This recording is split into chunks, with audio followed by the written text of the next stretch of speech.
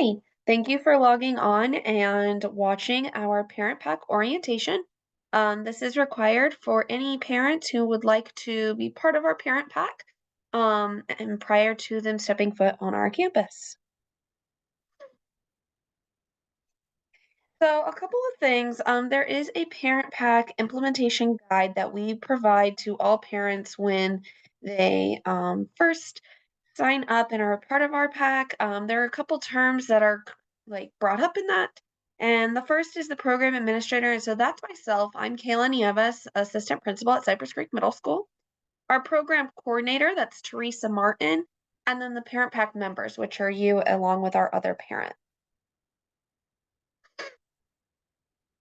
So the purpose of the parent pack is to really gather and promote our community, to work collectively with the stakeholders here at Cypress Creek Middle School, and to get our parents more involved on our campus. We also would like to provide more additional supervision.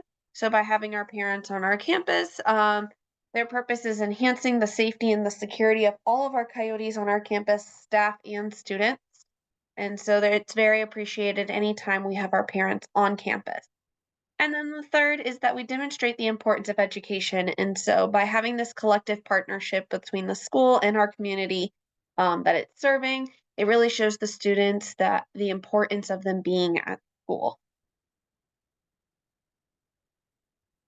So, in order to achieve our purpose, we first have a very strong administrative buy in. And so, we do have a firm belief between myself, Miss Melsheimer, Miss Roberts, and Mr. Light that the parent pack really fosters the students' academic, social, emotional, and behavioral success. And our faculty and staff really buy into this belief as well. And they know that our parent pack members really support the four tenets in our school's mission and vision, which is the HOWL mission. That stands for having a growth mindset, owning your education, working as a community, and leading responsibly. And so, working as a community, that W and HOWL is really encompassed in this parent pack program. And then we also will achieve this purpose by our parent pack members abiding to their daily responsibilities. And so I'll go over how those are outlined with you later in this presentation. And then, in order to be a visible person on our campus that the students and staff and everyone can identify, we do create awareness with the adult supervision and we build consistency and promote safety by our parent pack wearing a parent pack shirt as part of their uniform with any pair of like jeans or slacks or any kind of pants that are comfortable to the parent.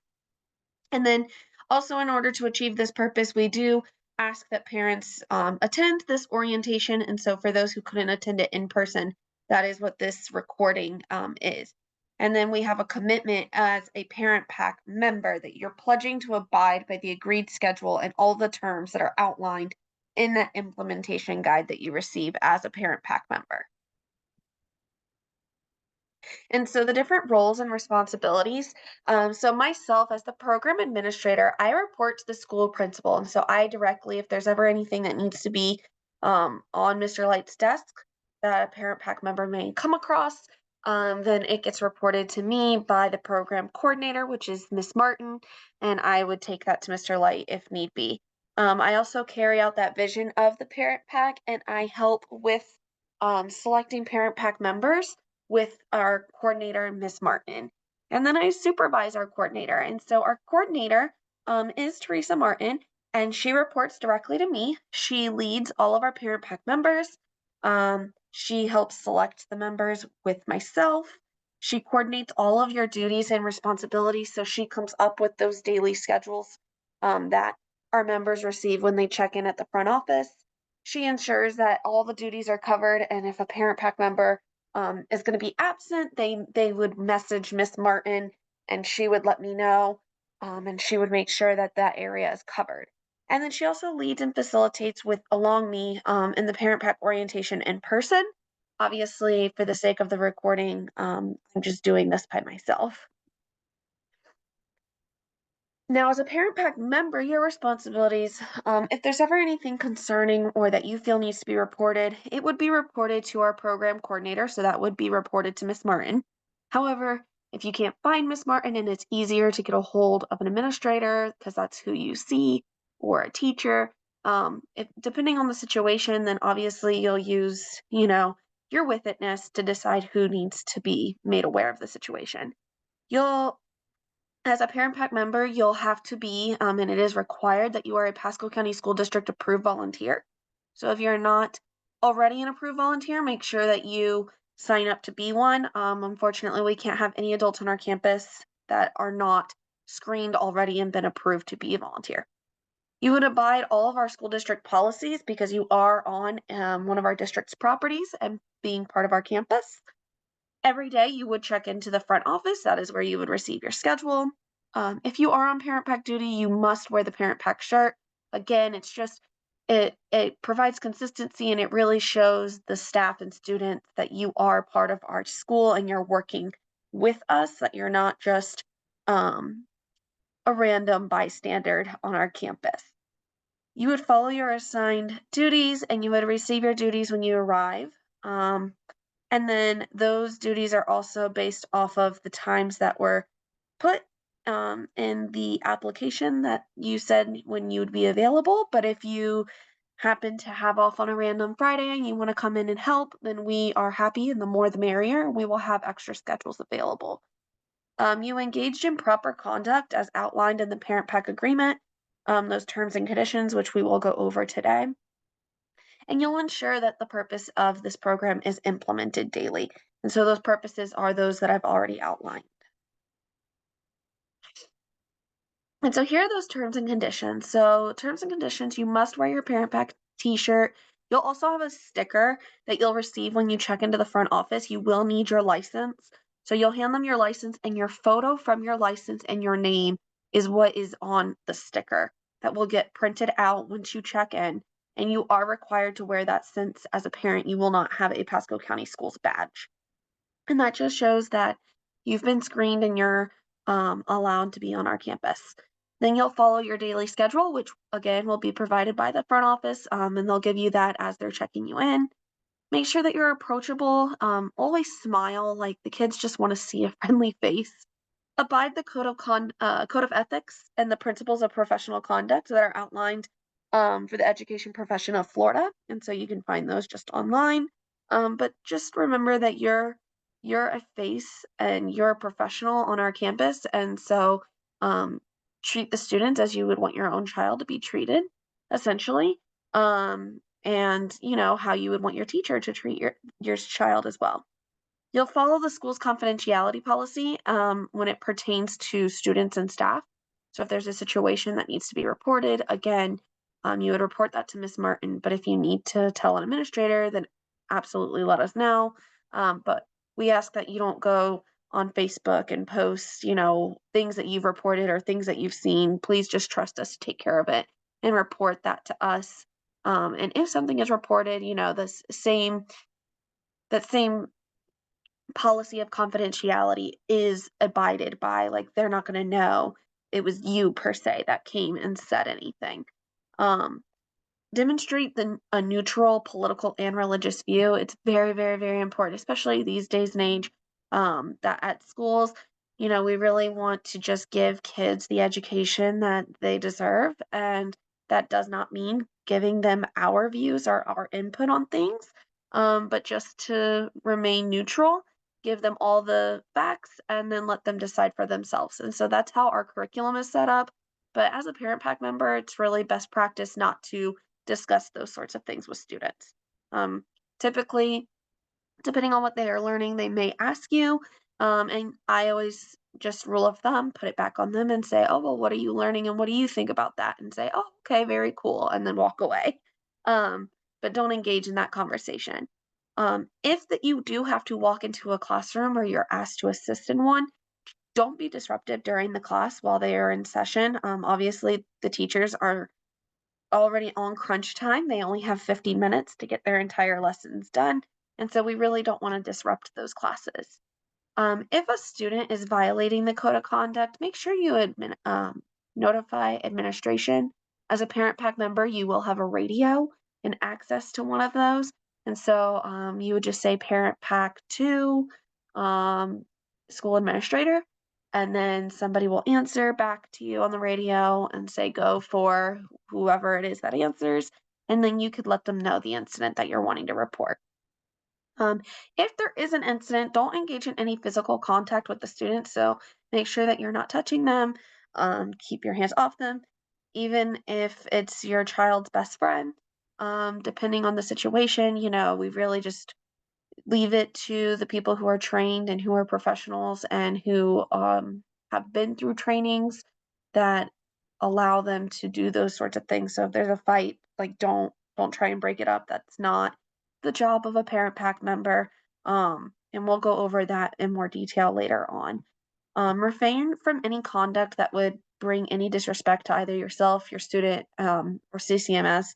We really are not trying to portray any misconduct. And, if that were to happen or any of these terms were not abided by, there could be immediate dismissal from the program, and there could be further action taken, as we do have our SRO on our campus as well.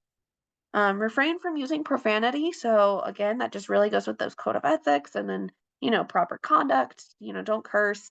These are middle school students. And everybody if you curse at your house with your child around, then that's, your prerogative, but not all families do. So we ask that you be mindful and respectful of that. Refrain from using any physical use of force. And so again, no physical contact. Abstain for any use of tobacco products. We are a tobacco-free, alcohol-free campus, so that does include vape. Obviously, no alcohol or drugs, but definitely no vapes or any tobacco product. And then never be alone with a student. It's best that if the kid's in the hallway and you're in the hallway, then that's fine. Keep your distance. We do have cameras if they were to ever say anything, but you don't want to put yourself in a situation where they could say something. So just be mindful of those things and then limit the use of electronic devices while you're on duty. So especially during like our really busy times, passing period, lunch duties, um, arrival, dismissal, any of those times, really be mindful because the kids are always watching, and especially with our new phone policy, they really want everybody to be mindful of that policy and to abide it. Obviously, a message here or there, doctor calls, things happen. You need to be on your phone because there's something going on and you need to listen for an emergency. That's absolutely fine. You can shoot a text, whatever, no big deal. You are an adult, and so it's not like you're not allowed to have a phone. We just ask that you limit the use of them. So, in order to get your schedule when you arrive to Cypress Creek, you'll sign in with your license, as I mentioned. They're going to provide you the sticker, and then you'll wear that, and then they'll also give you the schedule. And so, we do have pre made schedules that are based on those various shifts that you are able to sign up for.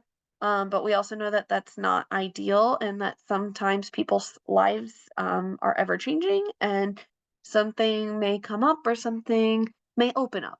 And so if that's the case, just let them know your time frame and they can give you a schedule that kind of fits the time that you're able to be on our campus.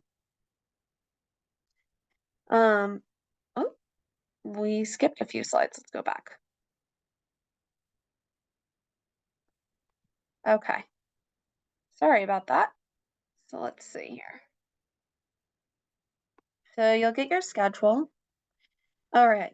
And so here's kind of a breakdown of the different things that your schedule might include.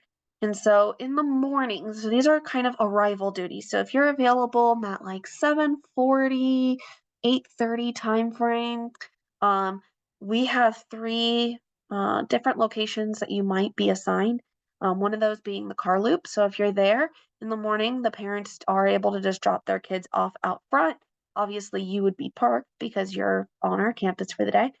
So you would just help us with assisting and maintaining the flow of traffic in the morning. So making sure that the cars are moving. Keep your eye on the kids. Make sure a car isn't moving when a kid's walking in front of it. Just helping with traffic, making sure things are flowing and moving nice and eloquently. Make sure you're greeting the kids with a smile. It is the first person, if you're at the car loop or even in the bus loop, you are one of the first people they are seeing. And so we always try to greet them with a smile and say good morning. They might not say it back because a lot of times they're tired, but for them to just know that we're happy they're there does make a difference. And then a new big one is to remind them to put their phones away. So a lot of times they'll play games on the bus or games in the car on the way into school, which is completely fine. Um, just remind them to put the phone away because once they walk on campus, it's no longer allowed to be out. If you are at the bus loop, stand on the sidewalk and monitor the students as they're coming in. Again, you're just kind of reminding them, like, hey guys, good morning, put your phones away with a smile, and they'll walk on past you. And then courtyard, cafeteria, or the patio. So in the mornings, if you're assigned any of these duties, you'll just stand in the vicinity in which you've been asked to be. So if it's the courtyard, you'll kind of stand around in the courtyard. Same thing with cafeteria or patio. And you're just really monitoring the students. Again, they should not have their phones out. If they do, please ask the student to come with you and walk them over to the front office with their phone so that they can turn that in because it is not allowed. And if you are monitoring the cafeteria or the patio, also make sure that you're encouraging the kids to throw their trash away because those are areas where we do serve breakfast. And so we really like the kids to, clean up after themselves and not leave a mess. Okay, so during school, the busiest time during school is always our passing period. So during passing, monitor the students, ensure that they're quickly utilizing the restrooms if they need to do so. They only do get 3 minutes in passing this year. They are making it very great on timing lately. But if we could just make sure, like a lot of times if they have to go to the bathroom, they'll ask like, how much time do I have? And they'll run in and it's okay to poke your head in and be like, 1 more minute and they like that, they appreciate it, and they'll come running out and go to their class. If they are in the restroom or wandering around and the late bell rings, make sure you direct them to our nearest tardy monitor. And so I kind of outlined who those people are based on the nearest location, depending on where you're assigned to be for passing period. But they usually have like a blue handheld device, and you would basically direct the students to them so that they can get a tardy ticket, and then it prints out like a receipt. They'll use that receipt in order to get into their classroom. Um, and again, it's okay to pop your head into the restroom, remind them how much time they have, or to let them know, like, hey guys, like, hurry up, bell's about to ring. Again, they really appreciate it. Sometimes they'll say, like, how much time do I have? And it's okay to tell them. If you see students putting their hands on each other, so maybe they're not like fighting, but they're like shoving or pushing each other, or maybe they're just, showing some form of PDA, just remind them to keep their hands to themselves. And you could just say it nicely, like, hey guys, just remember, keep your hands to yourself. And for the most part, they're pretty respectful and they'll listen. But if you do happen to see like hands-on where it is to the point it is a fight, radio for the front office or anyone administratively immediately. Pay attention to whatever time it is and make note of where you're at mentally, and then just try and get the other students to go back to class. Like nothing to see here. Let's go, let's go, let's go. Like shooing those other students along. Um, do not, do not try and break it up yourself. Just call for help and try and get the other students to go to their classes. We understand the students might not immediately go back. They might not listen to you. They might crowd around. Um, if they take out their phones, like that's another issue. To make sure that they're putting those away. You can, report who you saw with phones out. Like you're really just paying attention and trying to get them to go where they're supposed to be while somebody else comes to help with breaking up the fight and also comes to help with getting everyone to listen to what your direction is and getting them back into their classes.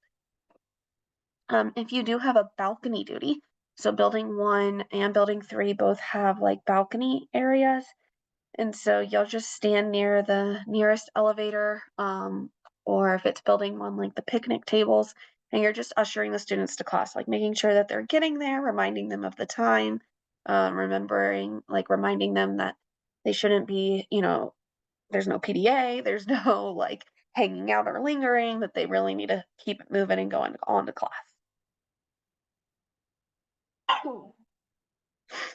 Okay, so during class time, if you're out in the hall and a kid comes out without a pass, walk them back to the classroom and ensure that they're not skipping and that they have a pass.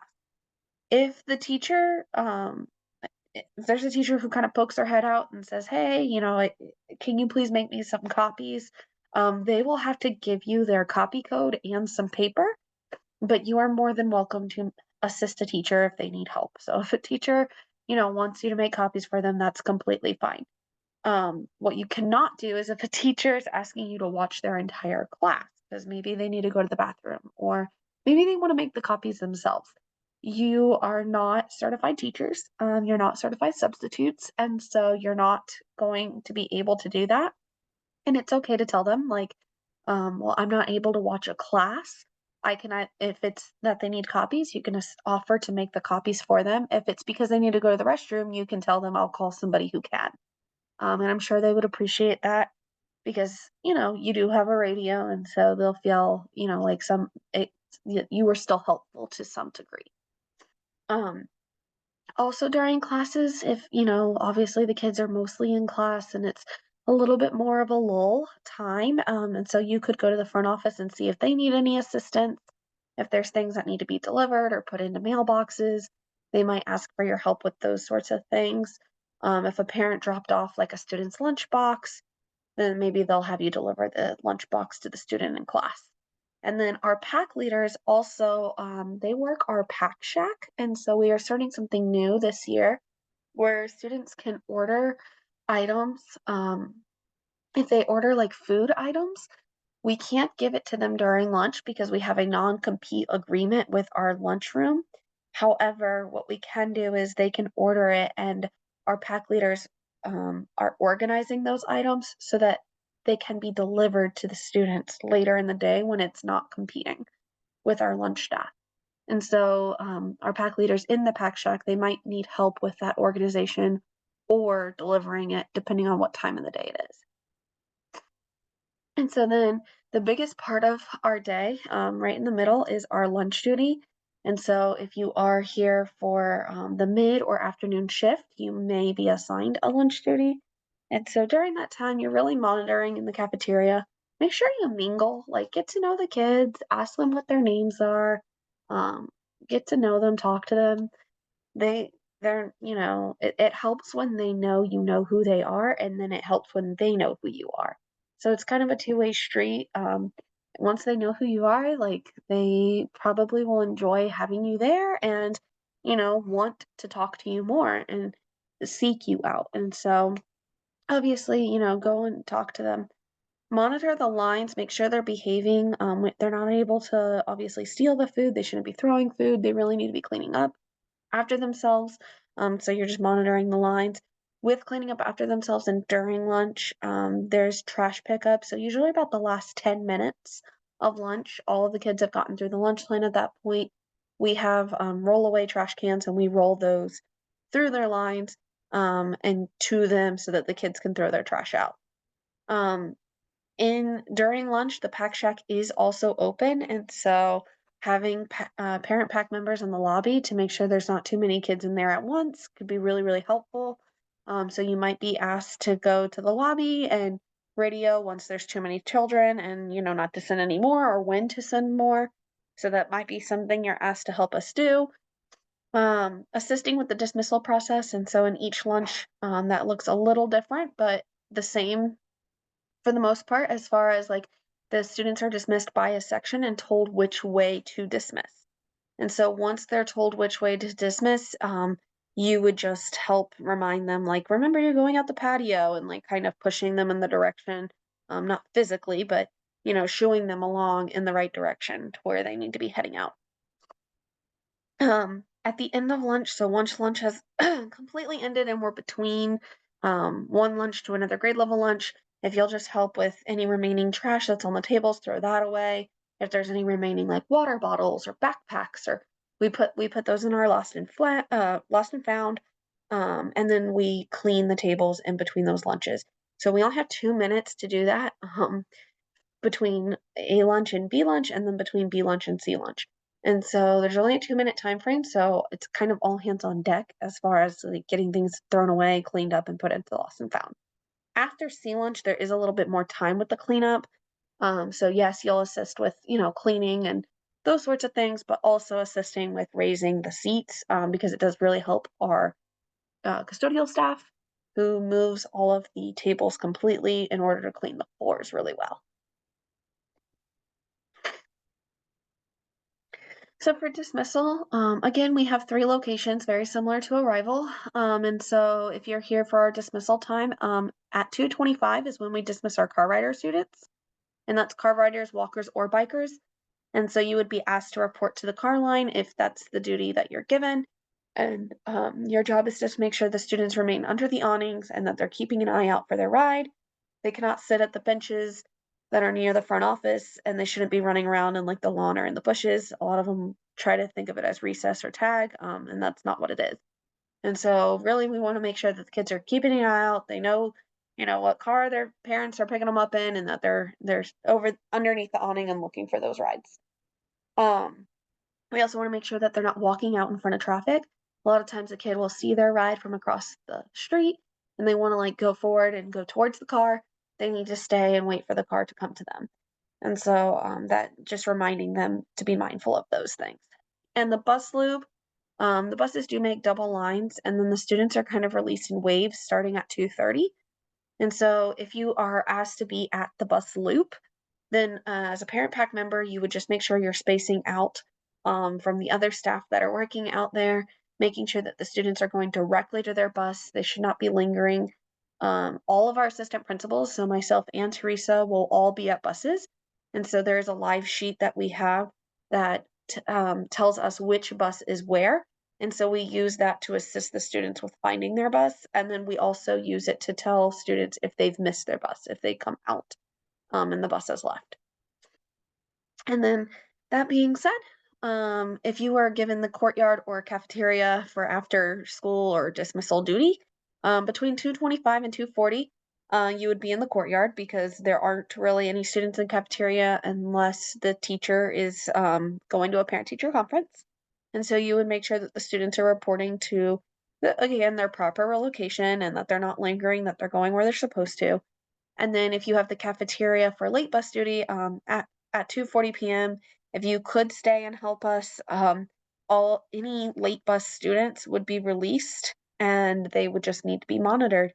And there's somebody in the room that announces when their bus is here, and then they walk, they get up and they walk out and get on their bus, and then the bus leaves. So it's just kind of watching a couple of kids as they sit in the cafeteria at after 2:40. And so in this point of the in-person orientation, we do go over a couple different scenarios. And so parents are broken into some groups and they are each given a scenario that they have to, within their group, decide how they would handle it. And it's a what would you do activity. And then we kind of go over the answers. And so in going over them, um, I'll just read you some of the scenarios, and then you can kind of think through how you would handle it. But a school bus driver is pulled over in the morning. They ask you to get on the bus and deal with a discipline issue. They mention they want the student off the bus and not to ride in the afternoon. What would you do? And in this situation, hopefully, you're notifying somebody who's out working buses in the morning. So that would either be Teresa, an administrator. There's another one of our behavior specialists that's out there, and we can help deal with that. So you just radio us to come over. So you're working the patio duty in the morning. You notice one group of students is getting rowdy and they purposely are spilling milk on another student. You go to talk to them, but then you overhear a group behind you talking about an inappropriate video that another student sent on social media the night before. And so, obviously, in this instance, I would give maybe the student that spilt the milk or um, got the milk spilt on them, give them further direction. If they got milk spilt on them, go to the front office. If they spilt the milk, let them know like you need them to also go to the front office, take down any information that you can about the group that was sitting there, and then as you see an adult or once you can get a hold of somebody, the sooner the better. Let them know what you overheard, and descriptions of those students. If you know names, even better. And then that way it can get further looked into and action can be taken. So several students are caught in the restroom vaping during passing. You ask them to stay with you as you go get an administrator. The students then scatter in various directions. You lose them in the crowd of the students who are walking to class, and you don't know their names. So in this situation, any description you can give of the student is best case scenario. Still immediately call for an administrator so that they can pull cameras, look into it, figure ID who the kids are, and handle it appropriately. When you ask a student to come with you to the office and turn in the phone for it being on during passing period, the student responds by calling you an inappropriate name and walking off. You don't know the student's name, so what do you do? Again, descriptions are everything. So give us a description, let us know where you were, where were you guys walking from? As many details as you possibly can. If there's another staff member nearby, you could ask them what the student's name is. They would receive, obviously disciplinary actions for not only their language, but then also having the phone. So details, details, details. Super, super important. Just make sure you're reporting things. You're in the hallway during passing period, and a student comes to you crying, saying that they must see a counselor immediately. So what do you do? Again, you have a radio, utilize it. It'll be your friend, and so you'll just say parent pack member to an available counselor, um, and then they'll respond either with one is available or one is not. Um, and so if they say nobody, no counselors are available right now, they're in a meeting, then you'll say, okay, I'm coming down with a student. And I would walk the student down myself if I were you, to the front office and kind of explain the situation so that way you know where they're at. And then when you do see anyone,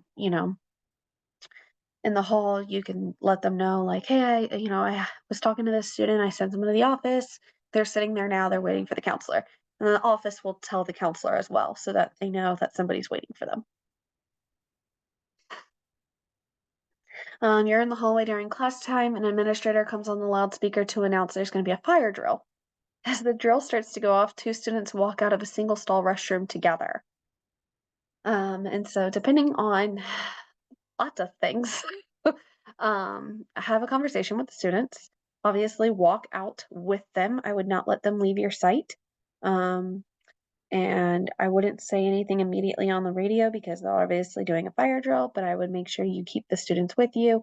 If they walk away from you, then you at least have a description of them, but immediately ask them their names and try to stay with them as long as you can.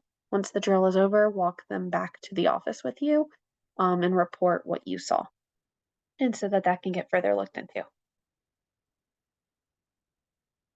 You're in a hallway during class time, you overhear a teacher talking to a student in a way that you view as inappropriate. And so with this, all of our teachers' names are on our doors. And so you can walk by and kind of gather later, at any point what what the teacher's name is. You can describe the teacher, you can describe what floor, what room they were in, and then report it, report it, report it, report it. That way, we have a statement. You will have to write a statement, obviously, for many of these situations because you are witnessing them and you are reporting them. And then that way, disciplinary inappropriate action can be taken. A teacher asks you to watch their class while they make copies. And so, again, you're not able to watch their class, but you can volunteer to make the copies for them. But remember, they have to give you paper and their copy code. You're in the lunchroom, you see a student slap another student on the back of their neck and laugh as they walk off to their seat. The student who was slapped is slightly chuckling along, but they're holding the back of their neck. What do you do? And so necking is a common thing, unfortunately, with some of our students. And so definitely report this because, obviously one of the students is finding it funny, but the other one was not. And even if they were both laughing, it's okay to remind them, like, hey, remember you got to keep your hands to yourself. And so, assess the situation for yourself, but still report it to an adult so that they know that you had this conversation because sometimes the kids will go home and then say, oh, well, somebody talked to me. And then when the parent calls, we don't know who said anything to them. And so it's important that we are all on the same page So, obviously have a conversation with them, and it's okay for you to do so, but still report that. You're in the courtyard and lunch is being dismissed. Two students start engaging in a fight. The students that are exiting the cafeteria are all gathering around. Some start to pull out their phones, and many are screaming. What do you do? Again, do not break up the fight. Do not break up the fight. So immediately get on your radio, call for administration, let them know, I need assistance in the courtyard. Okay, so I would not scream like fight into the radio, but I would just say I need assistance in the courtyard. Assistance in the courtyard. Somebody will come, um, and then after you've done that part, the rest of your job is just come on, guys, let's go, let's get to class, get to class, get to class. It's just showing them along. That is literally your only job in this entire situation. Let the administrators handle the rest. A bus riding student is in the courtyard at 2:26. They've only let out the car riders, walkers, and bikers that are dismissed. They're walking out to the car loop, but they say they're just walking a friend out. So what do? Just remind the student, like, oh, well, you're not supposed to be here. We do make the kids, bus riders, again, remain in their classrooms until 2:30. And so you can ask them, please go back to your sixth period class. You have not yet been dismissed. You still have 4 more minutes. So you need to go sit in class for 4 minutes and your friend will be just fine. And then you can offer to walk the friend out if they really need assistance. And you can tell the other student that, like, I'll walk out your friend, but you need to go back to your class so that you don't get in trouble. If it's a habitual student, like you've noticed this almost every week when you're visiting, get the student's name because the students have been forewarned that there are consequences for them habitually not following the rules. You're assisting in the cafeteria, and there's 5 late buses full of students. That's roughly 300 kids because a bus holds about 60. So you're there during after school duty. While you're there, though, you notice some of the teachers start leaving. One of them specifically mentions, well, since you're here, they're just going to go ahead and head out. So what do? Radio for assistance so that we can address that with the teachers that were there. But definitely radio and administrator and Miss Martin. So, and we typically are already there ourselves, but if we happen to be in a meeting, get on the radio, let the front office know, let somebody know so that they can come and assist because you do not want to be alone um, in a classroom, nonetheless, an entire 5 buses of students. And so those were all of the things that we've gone over at our in-person parent pack orientation. Thank you for joining us virtually. We really look forward to seeing you soon. If you have any questions, please make sure to email either myself, Kayla Nieves, or Miss Martin, formerly Miss Hawkhauser. So our emails are here on the screen for you. Please reach out to us if you have any questions at all. Other than that, we are happy to get you started. So come on in. We can give you your shirt if you don't already have one, and we'll get you a schedule and get you all set up. So thank you, and we look forward to seeing you soon.